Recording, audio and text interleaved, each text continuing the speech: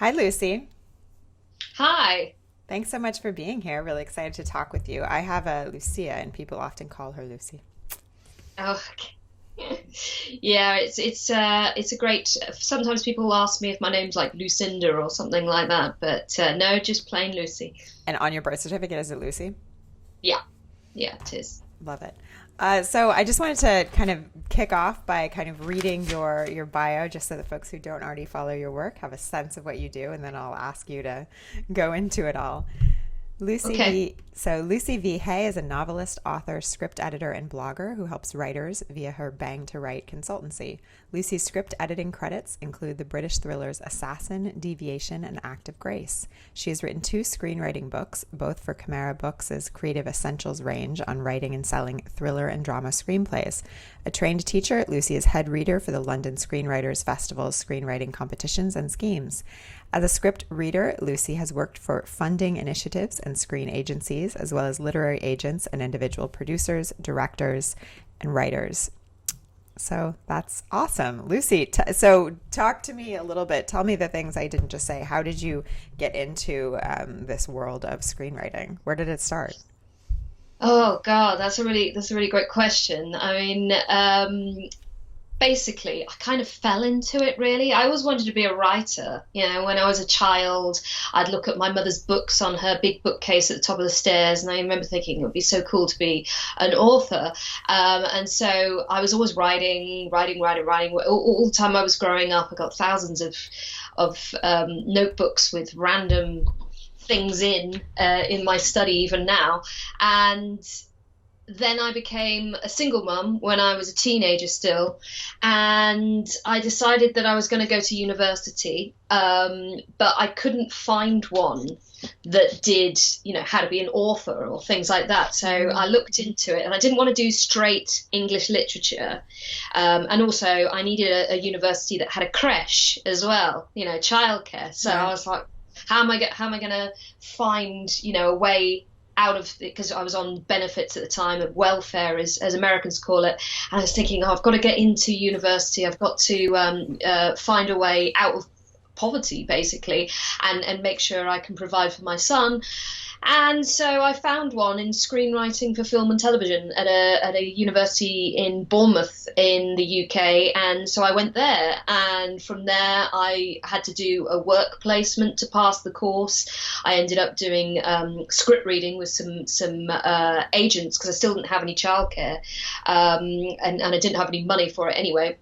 So I was doing a lot of reading from home, taking these big bags of scripts to the literary agents, swapping them over, because of course in those days it was before, the Dropbox and all that kind of stuff. Everybody moves their scripts around virtually now, but in those days I used to have to actually put the great big chunks of paper in like a tote bag, drag it on the train up to London, swap them over, and that's how it came about really. And I moved into script reading. From there, I started to do it freelance for people. And Bang to Write kind of grew out of there.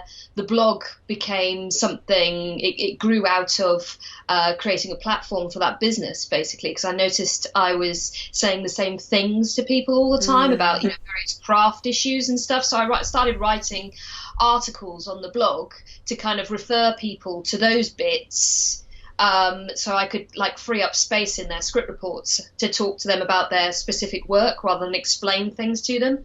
And before I knew it, people were actually following the blog and asking me, my opinion, because up until that point, rather naively, I'd thought, oh well, the only people who are going to be reading this blog are my clients. But then, of course, it spread, because of course it's on the internet.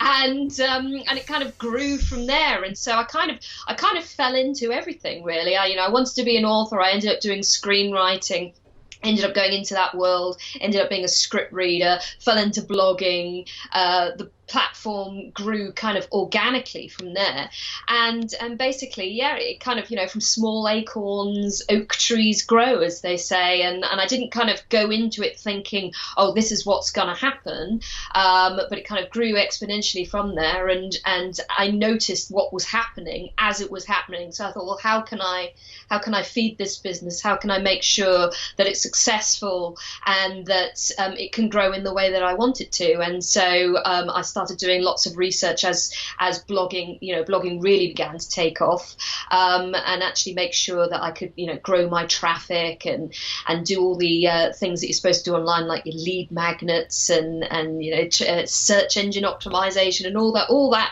kind of geeky kind of web stuff, to ensure that I get as many hits as possible, which in turn fueled my my business in terms of reading for clients as well. So, and also getting other things from that as well, like creating workshops with London Screenwriters Festivals and working with them, that kind of thing. And I actually got my books from the blog as well. I was actually asked to write the first one on thriller screenplays because the publisher had read a series of articles that I'd written on genre and they'd liked them. So they asked me if I wanted to write a book for them, and the answer was yes, I definitely did. So yeah, I mean, it's so great to actually kind of live in a time when technology really enables you to grow your business and to be successful online, and actually be able to kind of balance that with your other things that you want to do as well. So like not just in terms of your business, like, I'm a writer as well as a script editor, as well as a script reader, but also in terms of things like family life as well. It means that I can balance the two. I can always pick my children up from school. I work for myself. I set my own hours. So 9 times out of 10, I can take the kids to school, I can pick them up, I can make sure, everything that needs doing is done. So it balances really well being a freelancer with family life. So I enjoy doing that as well. Wow. So what did it take to start sort of going from that space of, being a teen mom and not really knowing how you'd pay the bills for daycare to then sort of slowly starting to kind of get a foothold in your career? Did you have guides or mentors, or did you read a lot? How did you learn how to do that? What were you doing to sort of change the way you thought, I guess? That's a really good question. I think the first thing is, I've always believed that if you want to do something, then you should always try and make connections with people who are doing what you want to do. So, online networking was a complete boon, because I live in Devon, which is this tiny place. Well, it's not tiny, it's actually very, very big, but there's not that many people here down at the bottom of the country. And so there's probably more sheep here than people. It's a very rural place. So I was about as far from London as you can get in that regard. So I wasn't in the midst of things. I wasn't in the middle of London. So I knew that I had to find out from as many people as possible. And originally I would email people and write to people asking them if I could, next time I came up to London, can I take them for a coffee or a pint of beer or whatever, and kind of just have conversation with them and create these relationships. And I was really surprised and gratified by how many writers, producers, agents would say, yeah, okay, yeah, let's have a chat. And we did.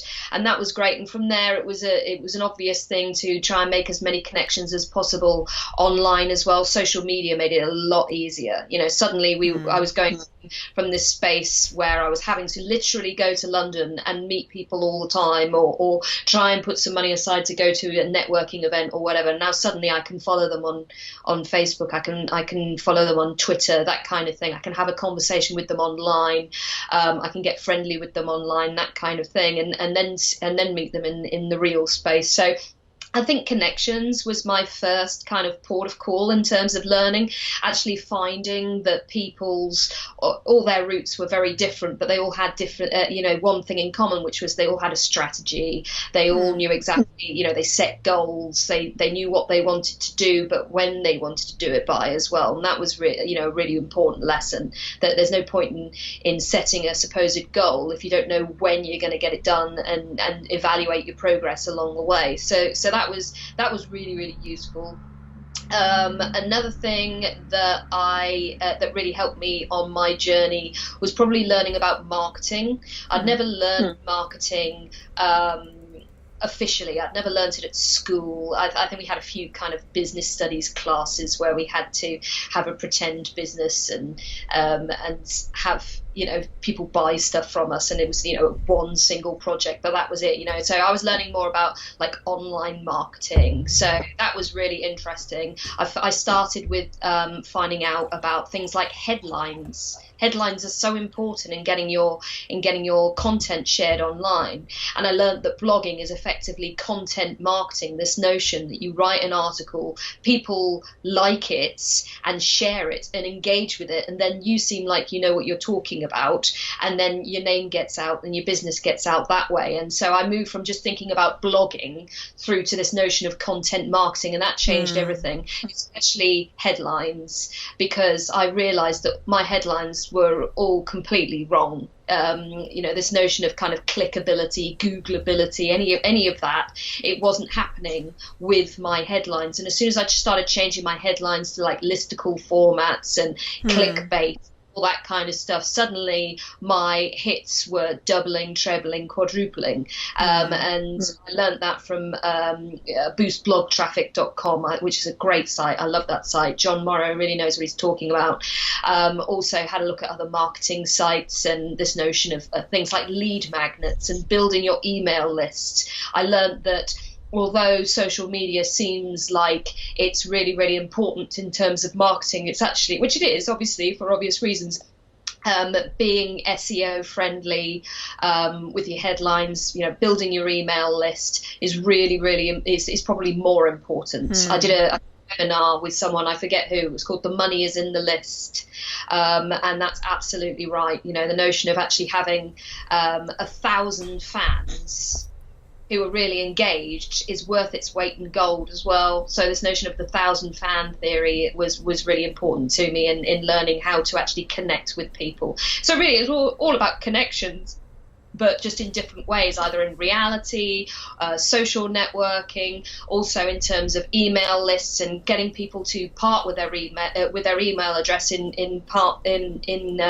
return for like a lead magnet. So, for example, a free ebook or video series or whatever, and just ensuring that all those connections and those relationships are made. Because as soon as you have fans, even if it's just a few, if they're highly engaged, then you can get your name out there. You can become more successful, you can get that platform and make sure that that people know who you are, and it's engagement that is the key in those connections. It's no good having 7 million fans if they're not really engaged. I think Bang to Right's got a typical fan base of about 35 or 40,000, but that in turn has a reach of typically 250,000 online across social media, and sometimes as high as 1 million, which is fantastic because of all the retweets, shares, comments, all that kind of stuff, and it comes round back to you, which is the kind of essence of content marketing.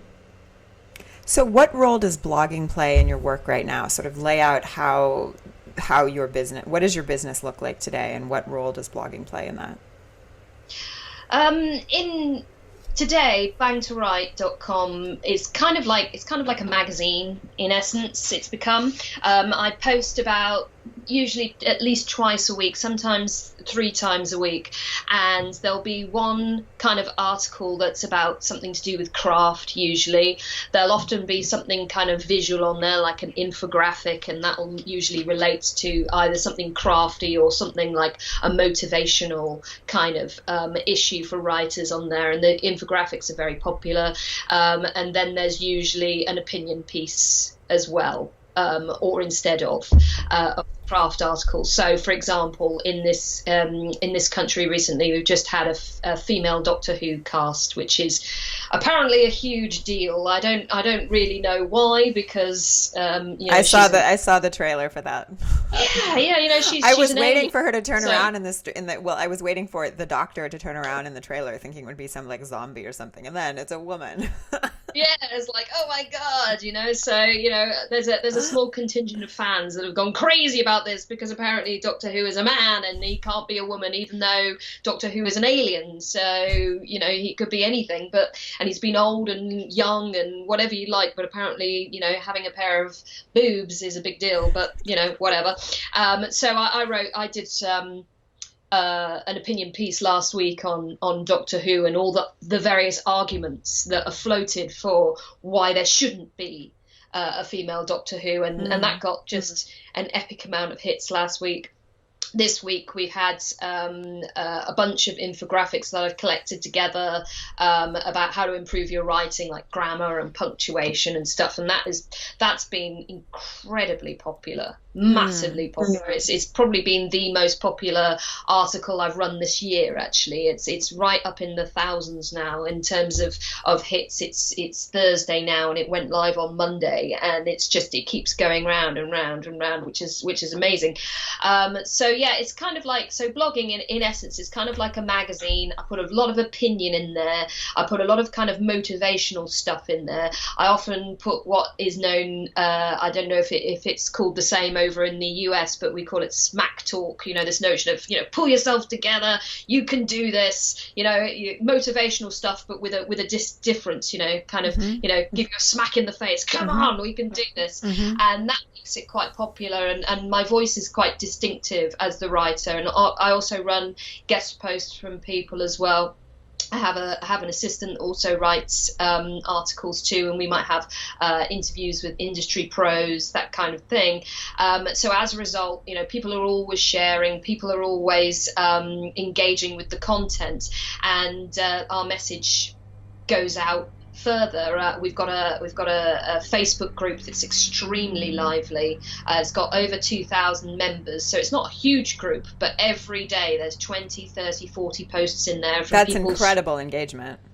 Yeah, it's incredible. It's fantastic. So, every day people are posting, swapping their screenplays so they can do feedback and all that kind of stuff. Because even though I'm a script consultant and I read scripts for money, I always encourage my writers to swap their scripts amongst themselves as well, so they can, pick up each other's mistakes and stuff. So so rather than pay me, someone like me, to pick up obvious mistakes, I can go into it a bit deeper because they've already got rid of other stuff before they come to me. So as a result, people think that I am, they engage with me, but also on top of that, they think that I'm honest because I don't want them to have to spend their money before they have to. And so as a result, that feeds into the business as well.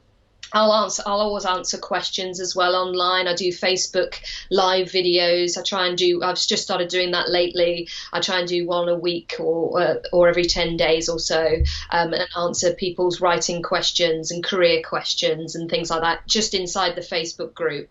So it's just for them, as it were. And I also, have the Twitter going all the time with links back to the main site, and also the occasional chat on there as well in text form, answering questions. And just basically making sure that in terms of if you go online and you're looking for writing advice, you will find Bang to Write.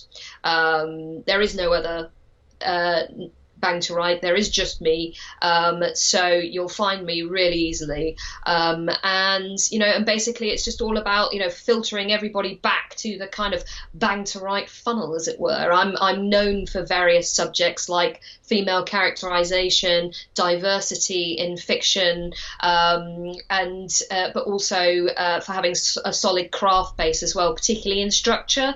The screenwriters can really struggle with structure, so I try and ensure that they have really strong kind of foundation in structure on the website, so they can find pictograms and worksheets and anything they need to make sure that their plot works.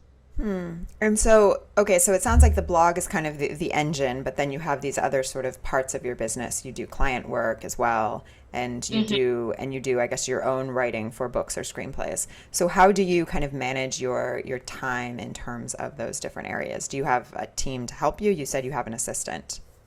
Yes, well, I have an assistant on the blog. She's basically an intern who writes copy for me, and she keeps an eye on the platform for me when I'm busy or I'm away. So for if there is like a ruck, because occasionally writers will have flame wars online. So obviously somebody has to step in and make sure that things don't go out of control. It only happens about 3 or 4 times a year, but when writers get into it, they really get into it. It's like, oh my God. So I have to kind of, close down threads or try and diffuse the situation because things do get out of control very quickly. So yeah, the blog, I would say, is the engine. I definitely say that's a fair kind of summation of how it works, because I've got lots of opportunities via the blog now, like the workshops and the books and things like that. I've also got another blog as well for my novel writing as well. I try and keep Bang to Write and Lucy V Hay or author kind of separate. They do kind of obviously converge, but I try and keep me as the author separate from Bang to Write as the kind of platform and community, if you like, of writers. So because I used to keep it all the same, and while I was only writing non-fiction, it worked pretty well. But when I started moving into my own writing and my own novels in particular, there were sufficient amounts of it. There were two different communities. You've got your screenwriters and your novelists, but then you've got like the crime community on the other side, which doesn't just include novelists. It included like all the book bloggers and people who were interested primarily in stuff about books, which didn't tend to perform as well on Bang to Write, which I thought was interesting, because although the novelists do come to Bang to Write for writing advice, they didn't want to read about books there. That was really interesting. So for about 9 months, I experimented with different types of posts about books on Bang to Write, and I discovered just none of them did that well. And I thought, that's interesting, because I knew that the Bang to Writers were interested in things like self-publishing and all that kind of stuff. And so what I ended up doing was I found that all the how-tos to do with novels and to do with self-publishing and to do with Kindles and things like that, I kept on Bang to Write, how to write a novel, how not to write a novel, all that kind of stuff. I kept all of the writing of novels, but everything to do with books, I moved over to another platform, and I started talking over there about, book covers and, types of genres to do with books and, top tens, favorite reads, that kind of thing. And that attracted a whole new audience, especially in terms of book bloggers. And it is very popular with book bloggers, that platform. It is very much a smaller site in comparison to Bang to Write. It probably only gets about 10% of the hit rate that Bang to Write gets. But in terms of the different community, it serves them much better to kind of separate them off, and also gets my name out to the readers rather than to other writers. So that's why I kind of split the two. And yeah, sometimes from evaluating, what's working, what's not working, then you can see, well, would I be wasting my time moving it over to the other platform? And I discovered from moving it from Bang to Write to this new site that actually it works really well, and I've actually got a whole new kind of audience over there, because the Bang to Writers have come with me anyway, saying, oh well, because you've written a book, we're going to read it, which is fantastic, thanks very much. But that was based on loyalty rather than an actual reader coming along and going, oh, I like the look of this book, if that makes that makes any sense. Okay, so what does a sort of week look like in your work? Do you set aside certain days for writing and certain days for client work, or how do you kind of juggle everything? I tend to do it on a week by week basis. I'm really allergic to kind of routines being exactly the same all the time. It really does my head in. So I'm one of those people that likes to kind of go with the flow a bit more. So I'll look to the week ahead and I'll say, well, what do I need to do the most of this week? Some weeks I'll have stacks of clients, other weeks I'll have less. So I tend to kind of fit it in around these things. I try and write a minimum of 4,000 words on a novel per week. So I've always got to try and get that in. Sometimes I'll do that in a day, and in which case it's no problem and I can do other things the rest of the week. Other times I'll be writing 500 words a day and it'll be like pulling teeth. It's just awful. I try and write at least 2 blog posts a week, either for that week or usually, as is more the case, literally kind of having it ready to go. Because I like to have a kind of a whole chunk scheduled, right? So I can decide so it's more intuitive. So if people are talking about a particular craft thing that week, I can look and see, oh yeah, I've already written an article about that and publish it that week. When people are talking about it, I try and be as intuitive and as engaged with my community as they are engaged with me, so that I'm actually giving them things that they're actually interested in at that time. Also, if something happens like Doctor Who or something like that, then I can knock out a very quick opinion piece, because opinion pieces are pretty easy to write. So you just whack that up and stick it on the blog, and immediately people are interested in it because they're already talking about it. So yeah, I think it really does depend on the week. Typically, I'll write 4,000 words on my novel. I'll write 2 blog posts. I'll probably write a couple of guest posts as well. I'll probably do a chat with someone, like I'm doing one with you right now. I usually do one most weeks with someone, or I end up doing a Facebook Live video or something like that. A certain amount of my time will be scheduling guest posts and sorting stuff out and following up on blog tours. I do a lot of blog tours on my other sites, so I've got to follow up with the authors of those books if they're doing an interview with me, for instance, or something like that. So I'll be following up with them.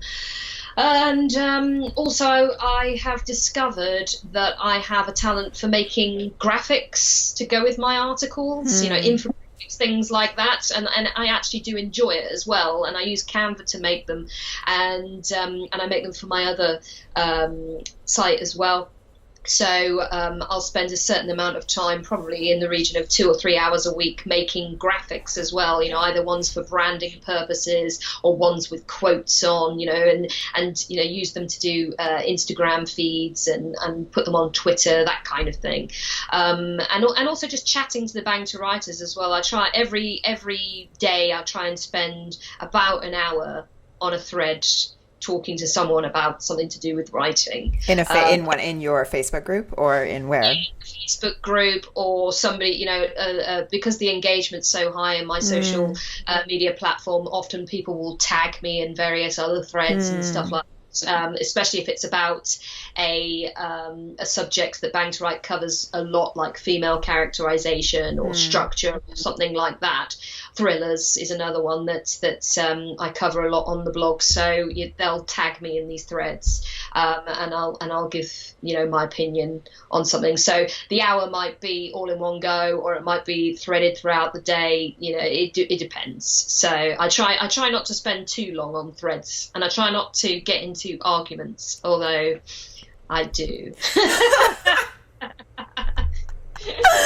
Okay, talk to me a little bit about why you prioritize guest blogging and blog tours so much, and what those look like. Okay, guest blogging is a really, really useful tool to kind of get your name out there, because for one thing, I find writing blogs really quick and easy. I don't find it difficult, writing top 5 books set in Brighton, or top 5 books set in that sounds like a terribly hard article to write. I don't know. Okay. I know nothing about books set in Brighton. That's like the most esoteric example.